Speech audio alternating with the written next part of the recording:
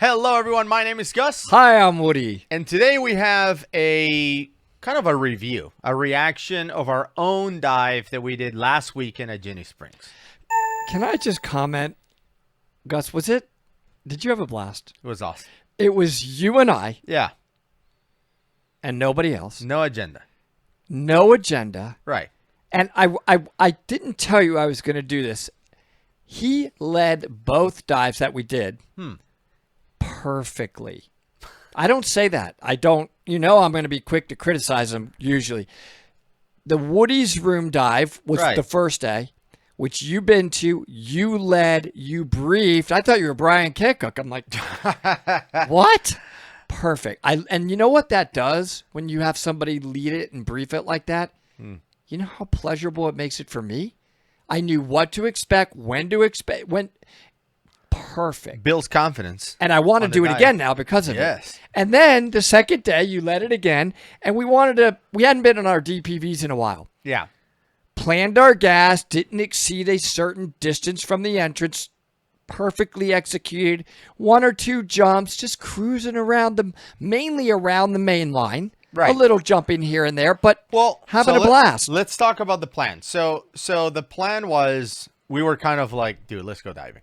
Like that was the plan. And we didn't know what we were going to do. So we packed everything on the van, in the van. We just packed all of our, everything. Just like, let's be ready for anything, whatever we feel like it. And in case you didn't see it, for my 100th cave dive, I set aim for Woody's room, which is a very challenging dive at Peacock Springs. A very technical cave dive, very tight. And, I didn't know anyone who had done it. And the people that I kind of heard that have done it have been like in the 70s or something. It's like, oh, yeah, we went there a long time ago. Yeah. So, anyway, there's a video about this. I'll link it at the end of this video. But since I did it with Benjamin, Woody is, I told Woody, I'm like, how can Woody not go to Woody's room? It doesn't make any sense. And it's not named after you. It's named after Woody Jasper, who discovered it. Not even close to being named. Right. That's my first time ever doing it. Still, if there was a Gus room somewhere, gotta do it. I'm going. Let's do this. And you know that I do like the tight stuff. Right. I just happen to like it. Exactly. So we did not record our Woody's room dive because it was your first dive, and we were like, let's just focus on getting there. Now I've been there twice. You've been there. Next one we're going to shoot for sure. For sure. 100%. So for everyone to see kind of what it feels like. But anyway, the next day we were kind of ready for anything, and we were like, what do we want to do? And here's the thing about Woody's room and the Woody's room dive. You swim a lot. So we said, I don't know what I want to do, but what I don't want to do is swim. Right. So let's just DPV all over the place. And when it comes to DPV in Ginny and other caves, it's all about how far are you going to go, because you have to plan your gas for that. And what we decided to do, even though we were prepared to do it and we would have done it, was let's not stage bottles and make this too cumbersome. If all we want to do is DPV, we can DPV near the entrance. We don't have to go all the way to the end of Ginny, to prove a point. So we devised this circuit, and what I'm going to do is I'm going to pull the map to kind of talk about what the circuit looked like, because it was pretty cool. Pretty cool little circuit. Okay, so this is the map of Ginny. I'm going to zoom in, but I'm going to just mention that we went in at the Devil's Ear, which is this entrance right here. It's right borderline with the Santa Fe River.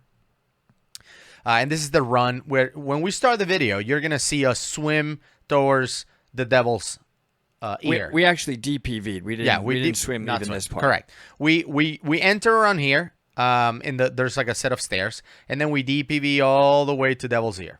Okay, so that's how the video starts. But anyway, we go in here, and then we're going to DPV all the way to here. Okay, and then or all the way to here rather, and then I make a jump, and we're gonna take this tunnel to the bats, which is right here. Let me zoom in so you can see it. Okay, it's called the bat, but it's more than one, and you'll see it on the video. But anyway, so this is the goal line or the main line of the cave. Drops you here. Then we made a jump, and we make a jump because rules of cave diving. We have a continuous guideline to the surface, so we made a jump. We go in here, check out the bats, then take the Beetle tunnel, connect into the Hilliard tunnel, which is this tunnel right here, and that's gonna drop us at kind of a T. It's like a crooked T. but it goes left and right. The left T goes to double domes. These rooms right here, which is like a cul-de-sac. You just turn around, right? And then if you make a right on the T after you come in out of the Hilliard Tunnel, you're going to connect back to, you have to make a jump, but you're going to connect back to the goal line, to the main line of the cave. The main line of the cave kind of continues here where we went up towards the bats. And then from there, we made a left and we went deeper and then came back and went around. And anyway, we were just never past DPVing like around. 2,300. 2,300 feet max. Was our we had deepest. tons of gas with us. Yeah, our furthest penetration. The depth at Ginny's right around 100 feet to 105, something like that. Maybe shallower in some areas, 90s. Do you remember? I think, what were we, about 15 minutes of deco, roughly? Yeah. Maximum deco? Correct. So I just wanted to point out those things because of, in the video, you're going to see me doing the jump, right, to go into the tunnel to the bats. You're going to see the bats. You're going to see us arriving at the T to go to double domes. You're going to see, the furthest point that we went to in the goal line. And anyway, it's just a little bit of everything. Yeah, and they're also going to see Tom Mount's plaque. Yeah, that's the deepest penetration we did. So that's a really, really special moment right there at the furthest spot. So let's roll it. Let's do it. And I want to go diving. 1 second in. This definitely makes you want to go diving. So you can see that's Gus ahead of me. Yeah. I'm filming him. And this is the run. We're so excited. That's me yelling. That we're not swimming. Can't wait. Yeah. We're so excited that we're not swimming. So that was the eye, by the way, everybody. That's the first spot, but this is the entrance to the ear where we actually do enter, and it's quite a bit of flow. So Gus is sitting there, nice and neutral, waiting. Yeah. He asked me if I'm okay. Look at his O2 bottle, by the way. Yeah. I want to mention that. Let's go back for a second. Yeah, that's important whenever we're diving in Ginny, because we know we're going to have some deco. If we had to bail out, in other words, come off our rebreather and use our bailout bottles, when we get to 20 feet, we would want to then switch to 100% oxygen, because that will off-gas us quickly. So otherwise, the deco time could be sitting there for an hour. Yep. I think we were diving either nitrox 32 or something around that. Yeah. So that's why we both had those on. I had a 40 of O2. He had a 40 of O2. That's right. So, and you can see it says oxygen on it, clearly labeled. It has the maximum operating depth, which means don't breathe it deeper than 20 feet or 6 meters. And it has a regulator is pressurized right now, but it's not open. So we leave that ready to go in case we need it on the way back. And you and I do something that I think I haven't seen a lot of people do. We actually put 2 regulators on our O2 bottles. Yeah. 2 second stages. Just in case. You never know. Yeah. One could blow up, and then we both need O2. Yep. We could breathe off the same one. Even though we both have our own bottles, we still have 2 regulators on each bottle, just in case a whole bottle blows up. Here we go. We have 2 regulators in one. It's better than none. Definitely. That's for sure. All right, let's go in. And here we are inside of Ginnie Springs. Now, here's the funny thing about DPVing in Ginny. Because of the current, which you don't see in camera, it feels like we're going 1,000 miles an hour. I was just going to say that. The video always makes it look like we're going so much slower, but I felt like we were ripping through there. But I wonder what you were at there. Probably 4 to 6, 4, yeah. right? And the DPVs go up to a 9 speed. 9 plus. So but we 10. weren't in a rush. Right. Whatever. We'll take our time. Yeah. You could see the line. That's the main line right below. So we're always on the line. And it's really cool because it's like a canyon, right? Ginny's really beautiful. Yeah. It is. It's got a lot of neat features. Okay, so here we are making the jump. So this is where we go from the main line to connect to the tunnel that goes to the bats.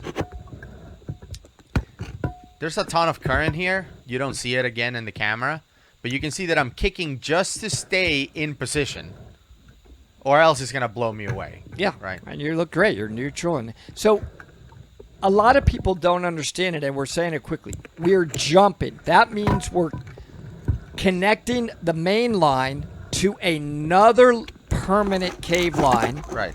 so that if we came off that other line, we would have a continuous guideline back onto the main line.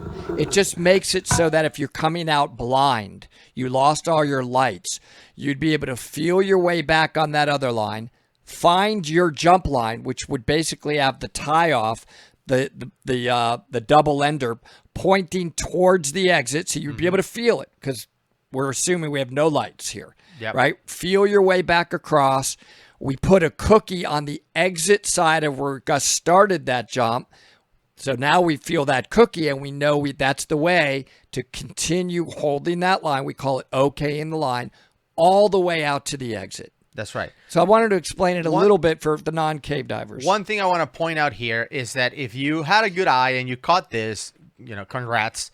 My belt buckle came undone. Yeah. And later on you will see, I didn't notice, but later on you will see Woody stopping me to let me know that it was undone. So I'll mention that again, but I wanted to point that out just in case you saw it, and if you didn't see it, why Woody stops me later on to let me know that something is wrong. Yeah, like, I'll explain. Dangling. Because I'll explain you can see, why. I don't have anything dangling.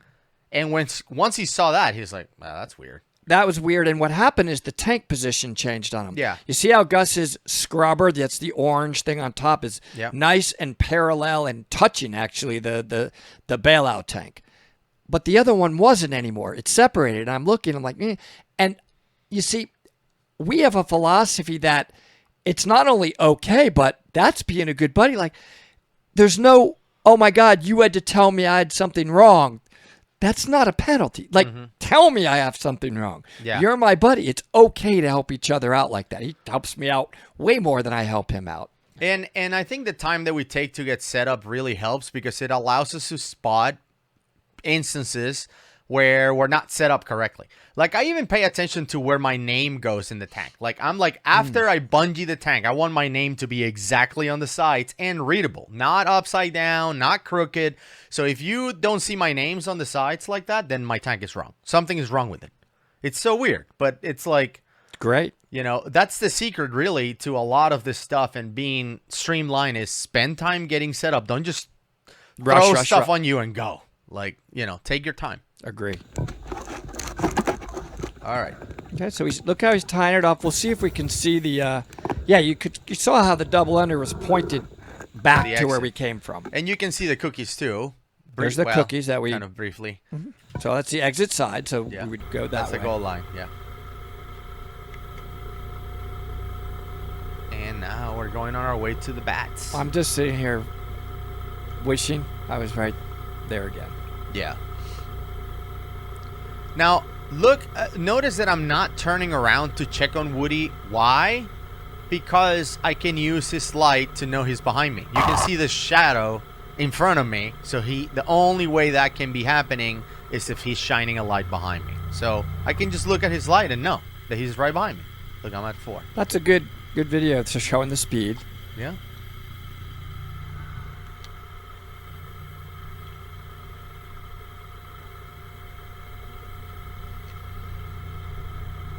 By the way, it's a lot to handle.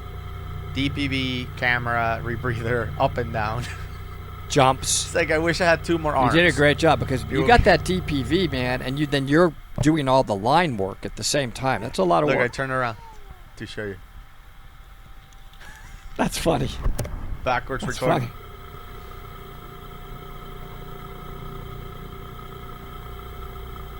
Yeah, so we're following the line, but we're not like right on top of it either. Gus, do you remember the days when we did not have a DPV in Ginny? Terrible. Like the bats was like climbing Mount Everest. Like, oh, you're gonna go to the bats?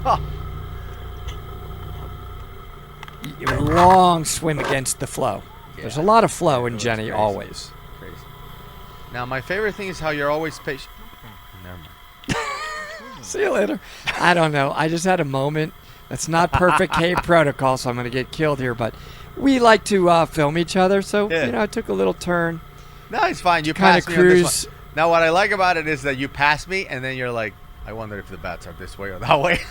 So you stopped. But we're right on the main line.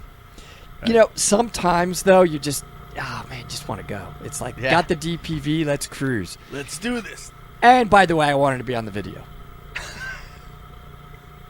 Anyway, I'm waiting. There, you I'm like, stop, and he's like, all right, "Alright." come in. So I catch up with you. All right, follow me again. Going slow, taking it easy. Not swimming. That's awesome.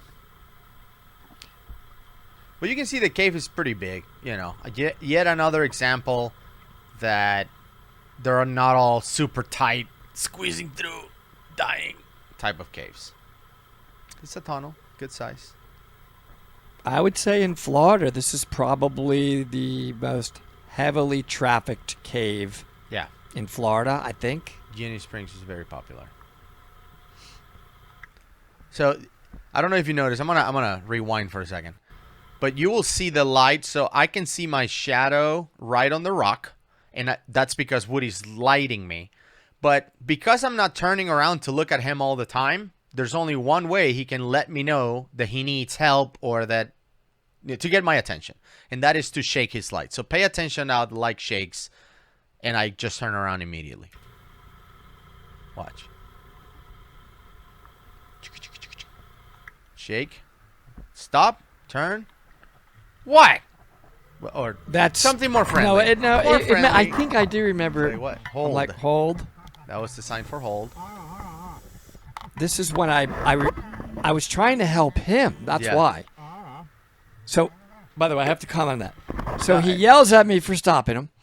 What? Like, you're bothering me. I'm like, yeah, I just want to help you, my friend. I love you. It was more like, Can you just be how like, can I serve you? oh, no problem. You said to hold. I got you. I'll hold. Thank you, because I want to make sure your tanks are okay since they completely came unbuckled. Thank you for the nice loving tone back. So that was back. So again, the reference to earlier when my buckle was unbuckled. And you came back and told me about it. So I buckled it, and then I don't know if you heard, I said, I don't know, because you asked me, say, what happened? And I'm like, I don't know. I was just curious because Yeah. I didn't know for sure why they had separated. Yeah, I don't know. But anyway, turn around and keep going. But thank you for that. That was good.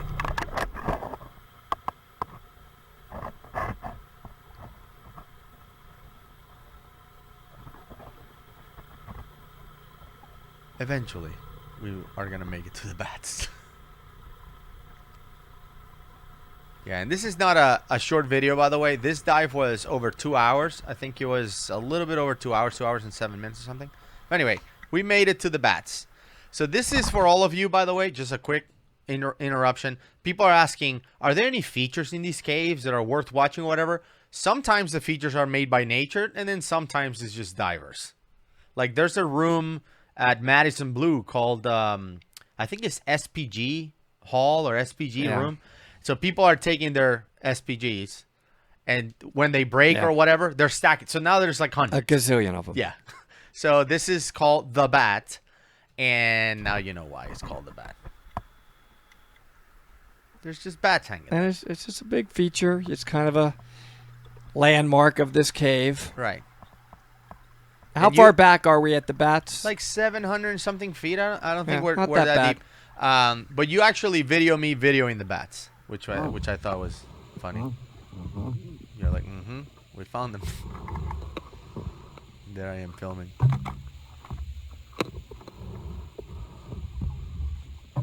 It's just something to look at. It's a spot to get to and chill for a second. It's a milestone, especially if you're swimming. Oh, definitely. When you make it there, you're like, oh, thank God. I can now swim back. Because swimming back... Oh, you were filming me, filming you. Exactly. It was Inception there for a second. No, but on the way back, you're going with the current, so it's like a river. You're like, yeah, you swim. And it's a good training place to go to because you got to make a jump and you got to navigate there. And the instructors want to see that you can find it, do the jump, and turn around. That's right. So anyway, we spend 30 seconds or so there, and then we go. I don't know if that's my camera work. I think it's mine. I don't know why I'm filming the I don't know. ceiling. I tend to be artistic where I film the ground or the ceiling. I don't know if Jonathan Bird would have done that. I don't think so. Jonathan Bird. Here we go. So the tunnel after the bats, it's a little bit tighter. And it's like a roller coaster. It goes up and down and left and right. And like it's really, really cool. Yeah. So we did it like 3 or 4 times this day, just doing laps and stuff around it. And every time we did it, at least for me, I felt more confident. And like I would peg it like Bank it a little one better. more time. Yeah, let's just do one more speed. So right around right here, I'm doing 3 or 4 or something like that. But right towards the end, I was like 6 or 7. You were flying. It was great. Yeah, it was pretty fun. Now, remember, everybody, on the exit, it's way faster, right? You're getting blown out of the cave at the same time. That's right. But, you know, you don't want to damage the cave. No. This is a cave. We don't want to touch it. We don't want to hit the sides or the bottom or anything else with our DPVs or anything. Yeah. And you still don't want to silt it, but it's got enough flow to where the silt clears pretty quickly in Ginny. Right. And those of you who have been here in this tunnel, welcome to the club of I want to be diving right now. So much. Yeah. It's just so cool and quiet. I mean, it's awesome. So when you hear that vibration, is because the camera pistol grip that I have on it touches the DPV, which is vibrating with the engine. So it makes that rattling noise. How awesome is this? Look at that. Does that not make you want to fly on your DPV through there? Down and then down through that tunnel. And it's like down and right or down and left. It looks like a Disney ride, doesn't it? Like somebody made this. You can see my shadow there. What's amazing, everybody, how far back do you think Ginny goes? Do they know? They still haven't found the end. No. 10, 15,000 feet back. Yeah. We're at like 2,000 feet back. Yeah. To put it in perspective. In this one, we're on the low, 1,000 to 1,200, something like that. We're not very far. But it's really cool. Like all this mud on the ground, it's dry like that. It's really nice. So this cave was dry at some point. Gosh, can you imagine the guys that found all this? They're just clay. They're just like, look at this cave we found. It keeps going and going. Tunnel just keeps going, dude. All this was dry at some stage of Florida's life. Yeah. And there was marine life, ocean marine life in there. And some of the best example of that being a fact is places like the whalebone. There's a whalebone deep inside this cave. Actually, they found several. I think Benjamin told me they're up to like 3 or 4. Wow. Whalebones. Really interesting. Yeah. This is nice because the clay goes to like up in the middle, so you have to stay close to the wall and not hit the clay. Then you kind of cruise right over the line. You always want to go above the line, not under the line, if you can, because you don't want the line to trap you. It's easier to go above it. Far left. But obviously this one you got to go under because it's up on the ceiling. Right. Oh, gosh, you're killing me. I want to be there. I remember this spot. It's just this spot is a blast. Yeah. And now he's going to cruise back over. He's probably going to move towards the right side a little. And beautiful. Yeah, this was so much Beautiful right turn coming up. There it goes. Look at that turn. How awesome is that? fun. Nice. Yeah, the Hilliard Tunnel is great.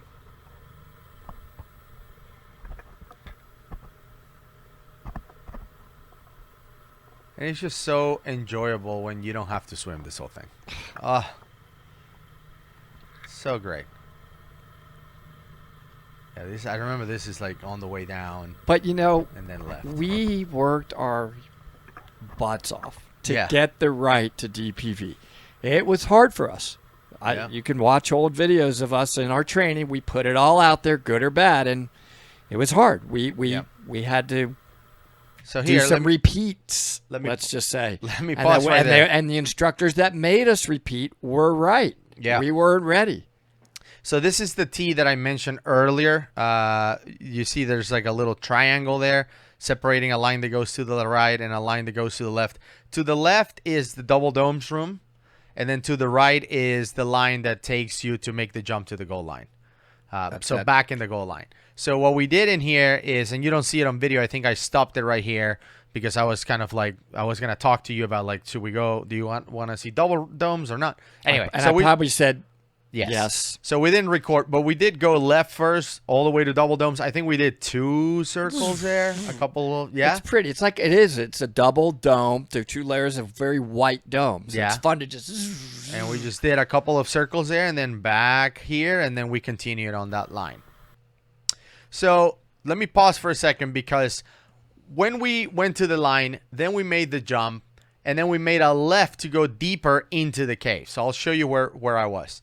So this is the bat. So we took this tunnel. This is the tunnel that you saw that we were just DPVing in. And then when you pop right here out of this tunnel, that's where you have the tee that we just looked at. So we went left, went to the dome rooms, made a couple of circles here, and then back on the line and all the way to, you know, the connection, which I think is right around here. The line goes through here going that way. So we made the jump, and then we made a left and went all the way past Stage Bottle Rock, which is at 1,800 feet. Yep. And then kept going. Now, this map ends at 1822.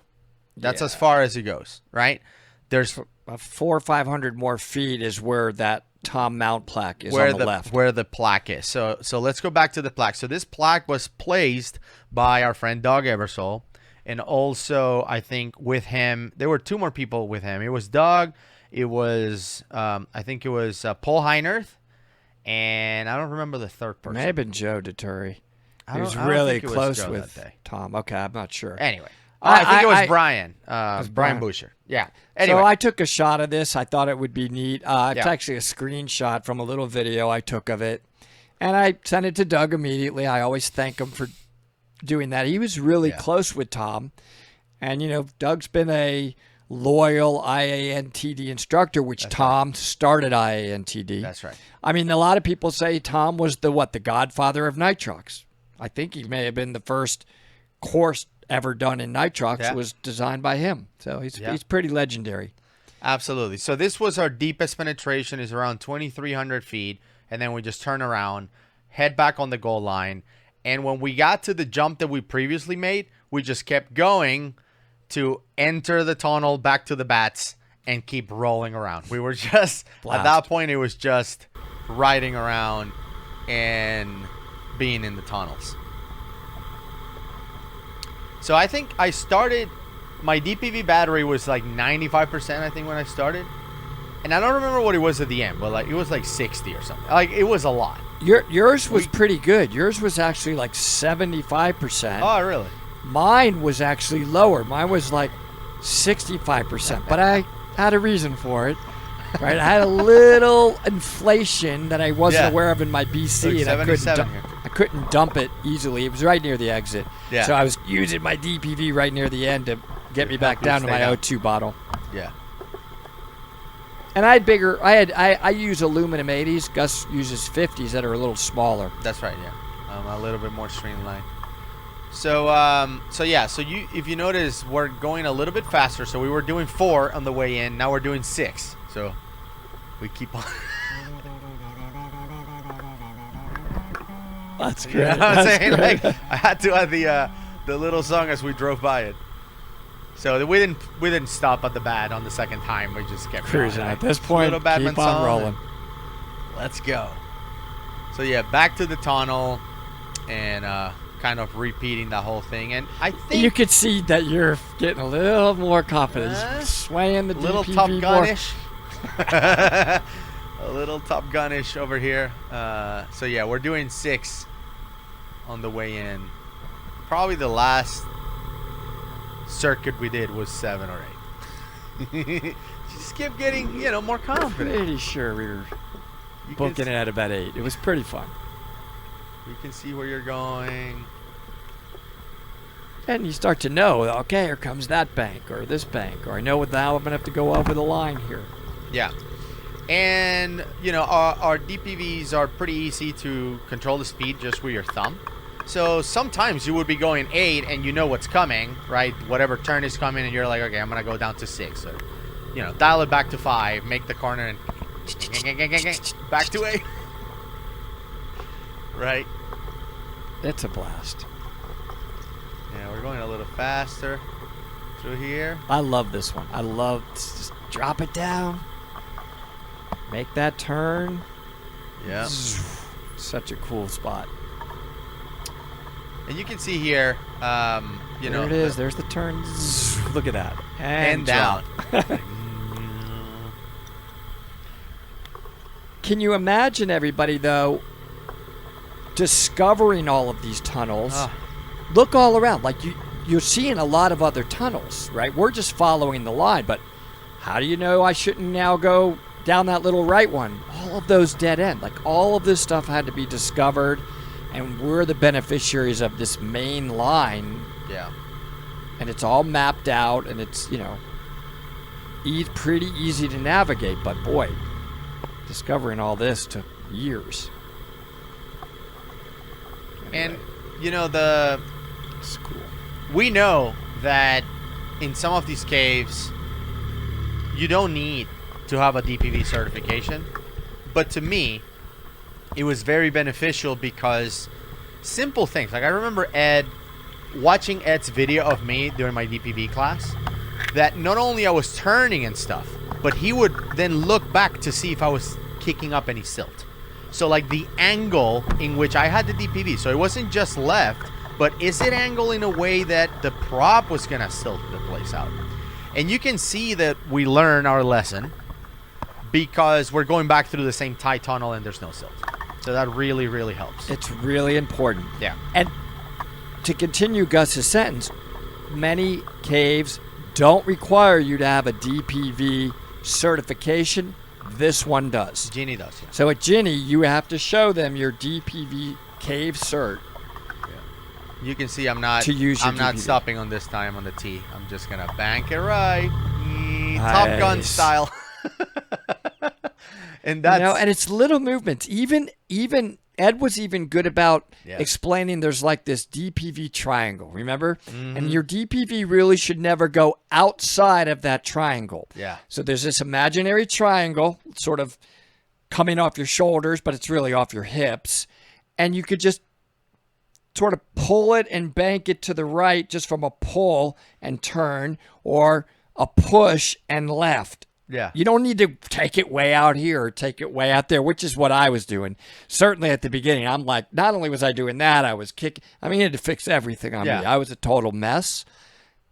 And that's the benefit of just an instructor that is able to look at you and say, let me give you the technique that will make it better for you. For sure. Oh, your eyes are like, oh my goodness, that is such a difference. Absolutely. And it was hard, but it was so beneficial. And I like Ed's style of teaching where he doesn't overcomplicate things. Like, I remember when he told me, he's like, you want to get better at DPV? Just, here's what you're going to do. You're going to go and you're going to practice. And how you're going to practice? Pretend, this is Ed's simple terms. Pretend you're paraplegic. And all you can do is move a finger like this. That's all you can do. I want you to get in that, like, full on, this is the part you're playing, a paraplegic, like an actor. Don't move anything but your trigger finger and your hand. That's it. Awesome. So he's like getting weird situations where you're like flaring up or whatever. And now the only thing you can do is your trigger finger. And use the DPV to get back in trim. Like, that's how I want you to do it. So that was great. Great. Absolutely helps. Pretend you're paraplegic. And it's also what we learned from Ed is that the DPV should do the work. I'll never forget how many times he told me that. Yes. Stop doing the work. Why are you taking this class? Why? Like, are you going to use the DPV? I'm like, but it makes sense what he's saying. It's like, and then once you use the DPV to do the work, you're not tired. My arms don't hurt. My legs, my body isn't. It's great. Oh, I guess you're right. That's kind of why we bought these $9,000 DPVs. Let it do the work. Stop working. I'm trying to make you do less. He drilled that into us, and it takes practice to be able to do that. It was awesome. I hope that you guys stuck with us this whole time. Enjoy the dive as much as we did. I just wanna enjoy go. the dive and filming it. Yeah, man. Unfortunately, we didn't record our Woody's Room dive, but it was for a reason. It was your first time. We wanted to get it right. But we will go back. But in case you haven't seen it, some snippets from my 100th dive and our trip to Woody's Room, I'm going to leave the link right here. Go ahead and check it out. Woody was there already, so we made it back. And so few people have been back there that I feel like if we go let's say 8 more times, make it 10 visits, we'll have the record. Can we leave now? Let's back up and go. Bye, everybody.